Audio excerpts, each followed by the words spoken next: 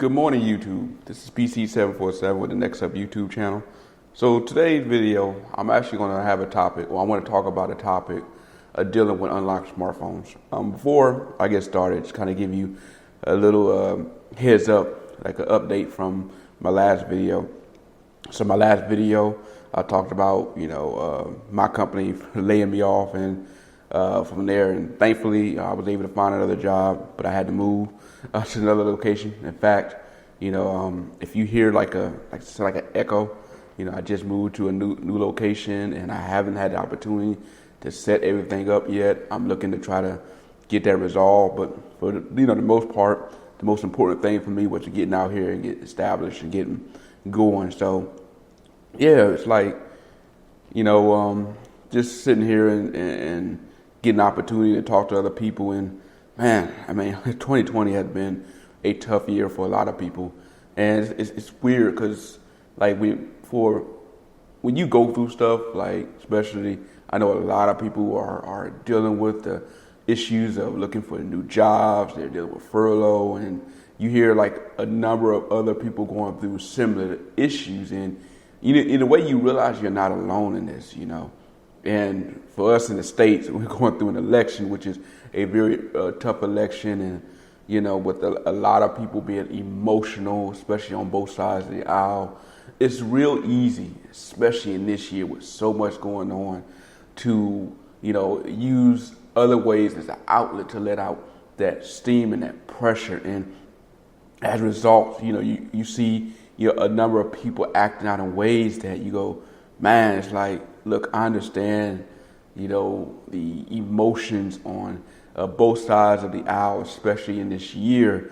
But man, if people can just remember that a lot of people are going through some of the same things you're going through, and just kind of have some humanity and, some kind of actually dignity, but yeah, just try to be nice to your neighbor. Be nice to the next person. I don't care what aisle of the fence or what political ideology they have or where they stand. Just remember to be nice to someone, because you never know what they're going through. And a lot of people, especially in this year, are going through a lot, a lot. And, the more and more people I get a chance to talk to, and the more I realize that this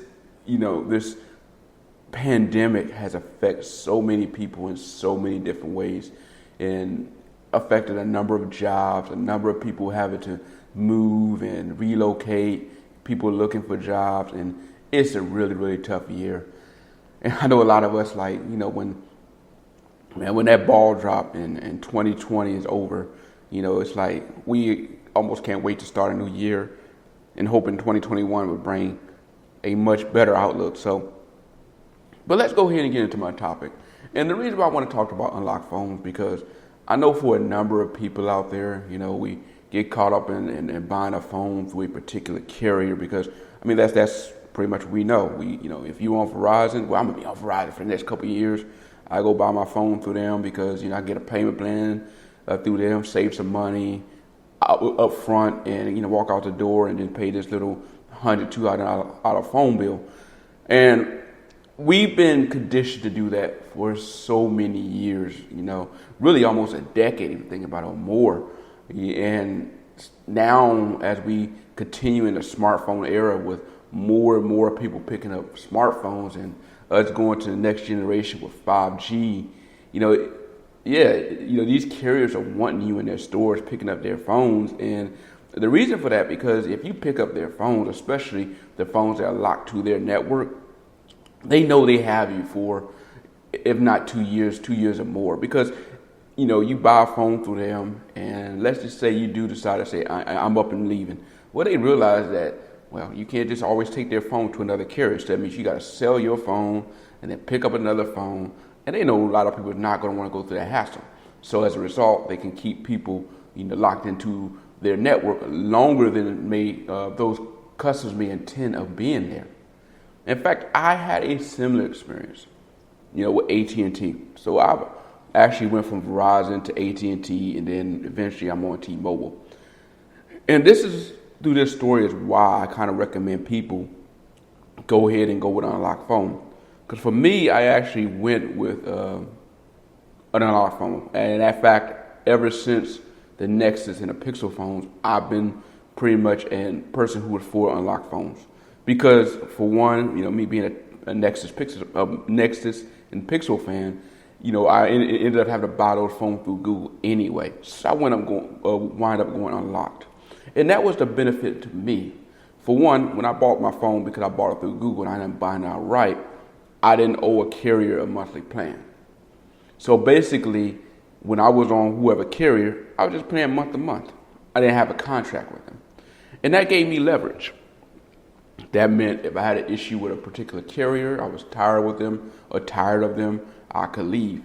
And that actually came to play.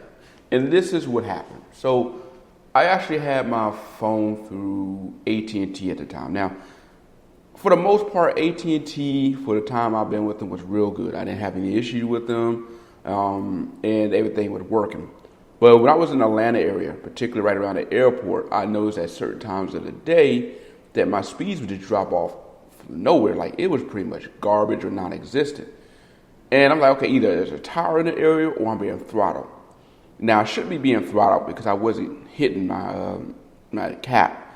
Now, to be fair, I was at the time on a grandfather plan where I had pretty much, I can use almost up to 40 gigabytes of data or something like that and not even worry about being throttled.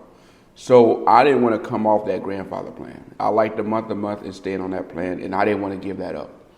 Now, again, I kept noticing I was being throttled there. Now, I thought for a second that maybe there was an issue just in that area. Now, so what I ended up doing, I had another Google phone. Because again, once I buy another Google phone, I keep the secondary phone as like a backup phone. So what I decided to do is grab the backup Nexus or Pixel, whatever I had at the time. I believe it was a Nexus I had at the time, and I grabbed a Google Fi SIM. Now, Google Fi at the time, and still do, use their signal was coming through T-Mobile and Sprint, mainly T-Mobile. So I popped their SIM card in there, and I was testing the speeds and testing the reliability, and I was noticing, man, this Google Fi in this area is working not only better, but was having faster speeds than my At&T. So I called up At&T, and I'm like, look, I believe in this area, it could be a possibility you have a tower down or something, but I am noticing that you have the issue. Now, obviously, when you talk to these carriers, the first thing they want to point to, did you do this to your phone? Let me look at your phone. Let someone, and I kind of quickly remind them, say, look, I'm very familiar with my phone. I don't need, and I will not be allowing your tech to have access to my phone. And I can tell you the pinpoint area where I'm at. I can tell you the ups and downs and give you all the numbers and everything you need to know so that you can kind of put that information and figure out what's going on. Now, I'm pretty tech savvy. I can let you know what's going on because I do not trust anybody having access to my phone. And honestly, personally, I wouldn't recommend you allow anyone to have access to your phone. In fact, if anyone want to look at your phone, even when you go to a carrier, they should not be taking your phone and doing anything with your phone without you looking at it. If anything, what they should be doing is showing you how to do it, because that's why you're there, to learn how to do it. If they don't have the time and patience to show you how to do what you need to do with your phone, you probably need to go somewhere else or ask for someone else to help you, because you are there to learn. You're not there to give them your phone for them to do whatever they want to do with it. I understand that there are times people are in a hurry and a rush to get something done, but the best way to learn how to do something is to do it yourself. But anyway, so I was sitting there telling them this was the issue I was having with my phone, where I was having where the speeds were just dropping off. And I noticed I wasn't the only one, because I had asked a couple of people at work were they having similar issues on those that was on At&T, and they were. So I brought that to their attention. At first they said, they came back and said, we think we got a down tower in the area. So I said, okay, that sounds about right. Call back. They said, okay, another rep said, well, we never had a down tower. And I'm like, your last rep just said you had a tower that was down. Now you're telling me you never had a tower was down. So which is it? Is one of you not telling the truth, or one of you lying, or what's going on? So we kept getting this back and forth, and this was going over like months and months and months. Where I kept noticing in the same area, especially at a certain time of day, it would just drop off. And at first they kept trying to say, well, maybe the tower is kicking you off, which I understand. Towers do kick you off when you get congested, but other towers are supposed to pick you up. And they kept, one rep would say there's an issue with the tower, another rep would say there's nothing going on.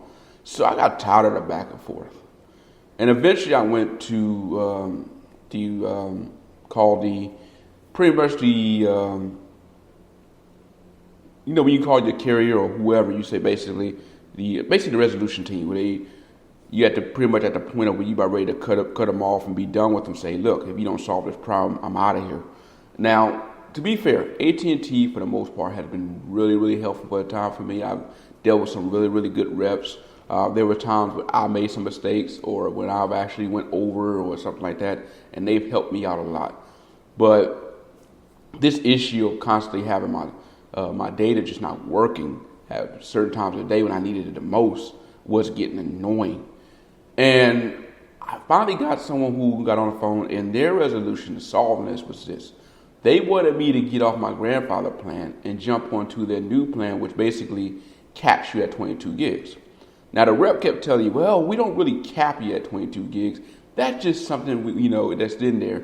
Now, any of us who's in the tech area, we know that's not the true case.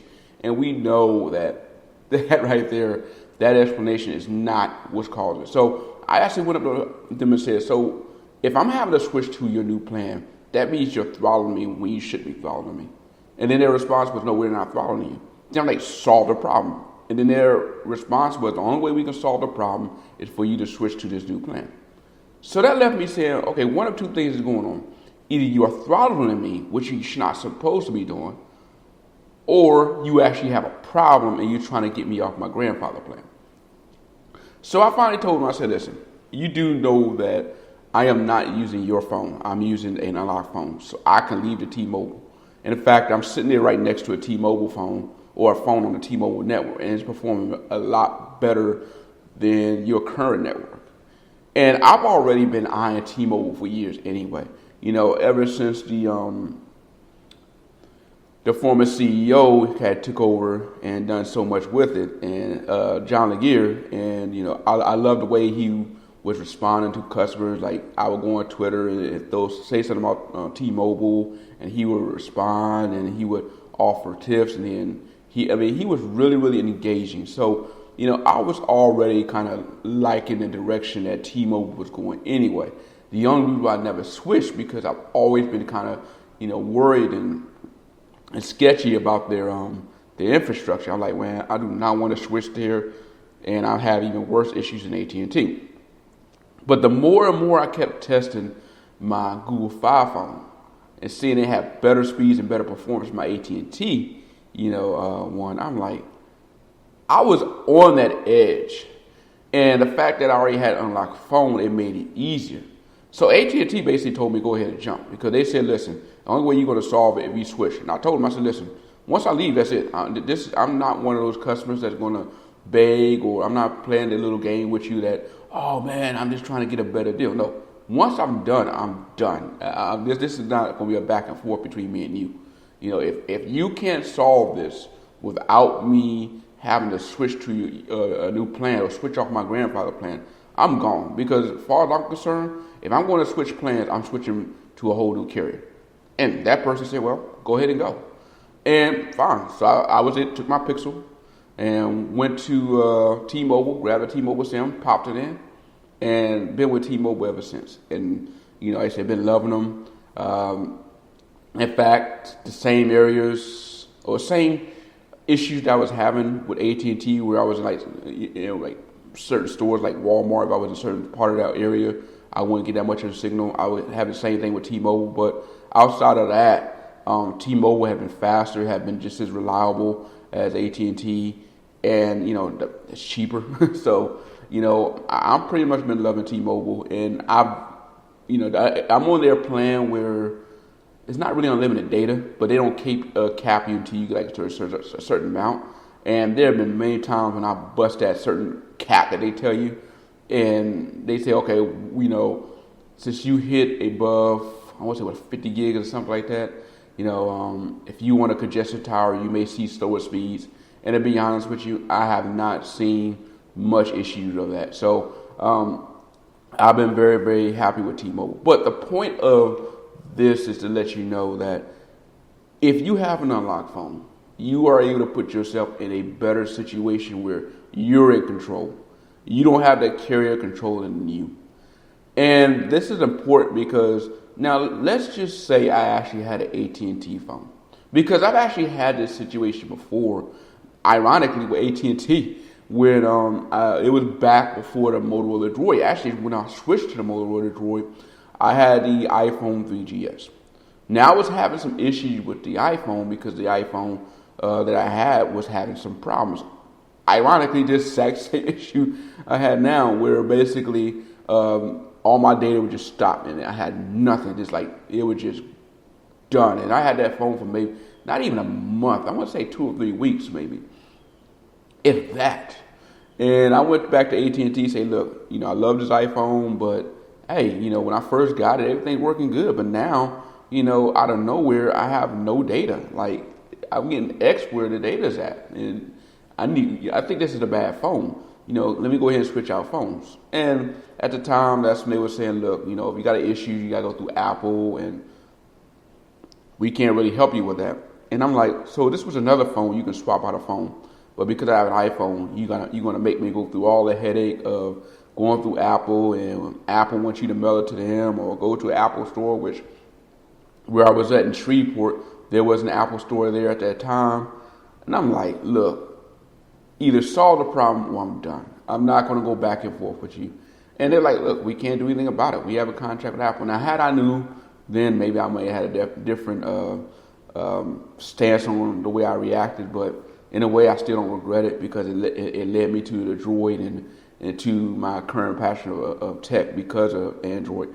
But yeah, basically I said, all right, look, you guys, since you you can't resolve my problem, I'm done. Well, again, I still owe money on the iPhone. So even though they let me out they didn't let me out my contract, but I had to pay for the rest of the iPhone, and before I can leave the carrier. So I ended up leaving with a big bill. Now I was able to pay for that bill, wasn't no big deal, and I ended up switching over to Verizon at the time, picking up the Motorola Droid. So when you're stuck on a carrier and you owe them money, you don't have the leverage to leave when you want to leave. Especially, like I said, if the phone is stuck on their network. Because that iPhone that I had an issue with, after all that was solved and everything was done, Apple actually reached out to me and said, hey, we realized you was having some problems with it. We apologize with all that you had. And they actually ended up taking the phone and sending me a new one back. Now, I already switched to the Motorola Droid and Verizon, so there was nothing I can do with that iPhone. Because one, at that time, the iPhone didn't work on Verizon. And two, well, again, I've already switched to the Motorola Droid. I wasn't going to do much with it. So I ended up actually sending that phone to my father and let my father have it, because he was on AT&T at the time. And that basically the situation you will be at. If you have a phone that is locked to a carrier, then when you have a situation when you want to leave, you're not going to be able to. Why? Because, well, you're going to have to figure out a way to do something with the current phone, especially if it's stuck to that network, which means you got to go through eBay or sell it or whatever to recoup the money. And for a lot of people, they're not going to want to go through that headache. And I don't recommend trade-ins. Now, a lot of these carriers do offer trade-ins now, but you don't get nowhere near the money on a trade-in than what you can do with selling it yourself. Now, it does make it easier for switching when they do have some of these trade-ins for those that want to hurry up and switch to get going. But, it's like I said, some of these trade-in deals, they rip you off a lot with them. I've seen situations where people trading in their phone and there was nothing wrong with it, but so that they can jip them on it, they'll call them out and say, oh, you have water damage. Like, water damage? The phone was in the outer box the entire time. When I first took it out of the manufacturer box, I put it straight in the outer box. It was nowhere near water. Well, we see it was pink, and you have water damage. And you can't dispute it because you don't have the phone.